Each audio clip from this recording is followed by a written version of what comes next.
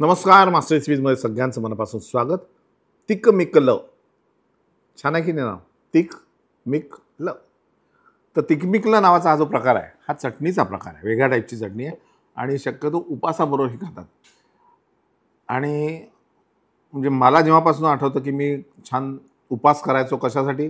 उपवासाचा वडा खाण्यासाठी, उपवासाची खिचडी खाण्यासाठी, तेव्हापासून हे तिकमिकला आमची आई बनवते. चला सुरुवात करूया. आणि हो, तुम्ही रेसिपी पाहण्यापूर्वी जर चॅनल सबस्क्राईब केलं नसेल तर प्लीज करा, चॅनल सबस्क्राईब करा मास्टर रेसिपी. आणि अशा या मिरच्या भाजून आपल्याला कुटायच्या आहेत. याच्या दांड्या तोडून घ्यायच्या. यामध्ये थोडंसं मीठ, कोथिंबीर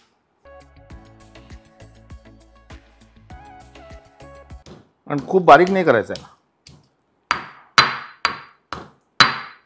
अशा मिरच्या कुटताना आपल्याला एक प्रिकॉशन घ्यावी लागेल, ज्याला म्हणतात काळजी. ती आपण आपली स्वतःची काळजी घ्यायची की मिरच्या कुटताना असं नका कुटू, अशा कुटा. कारण कधी कधी बी उडते, डोळ्यात जाते, पुढचा मग 15-20 मिनिटाचा कार्यक्रम खराब. लक्षात ठेवाल. तसं सुज्ञाचं सांगणे न लगे, तुम्ही सुज्ञ आहात. आणि याच्यात मी कोथिंबीरच्या काड्या घालतो आहे, त्या जास्त चवदार असतात.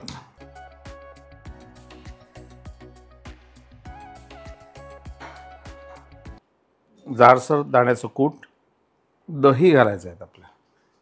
दही गोड असावं, थोडी साखर आणि थोडं मीठ. क्या बात आहे. यावर थोडीशी आपल्याला जिऱ्याची फोडणी घालायची.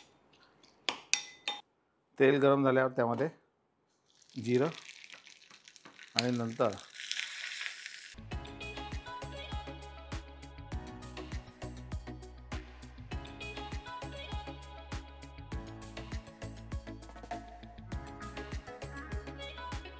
तर आजच्या या सर्विंग प्लेटमधला हिरो हिरोईन कोण आहे? हिरोईनच आहे, तिकमिकल हे.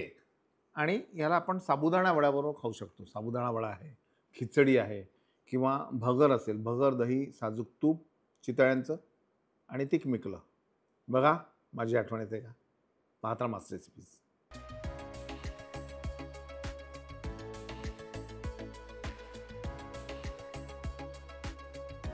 आणि हा जाताना पुन्हा मी तुम्हाला सांगेल की हे जे पुस्तक आहे हे अवॉर्ड विनिंग पुस्तक आहे, वैदर्भीय खाद्य संस्कृती. आणि हे पुस्तक सकाळ प्रकाशननी काढलेलं आहे. खूप छान विदर्भातले वेगवेगळे पदार्थ आहेत याच्यामध्ये. हे तिकमिकलसुद्धा आहे. त्याच्यामुळे हे पुस्तक नक्की घ्या. खाली व्हॉट्सॲप नंबर दिला आहे, त्यावर हे पुस्तक तुम्ही मागवू शकता.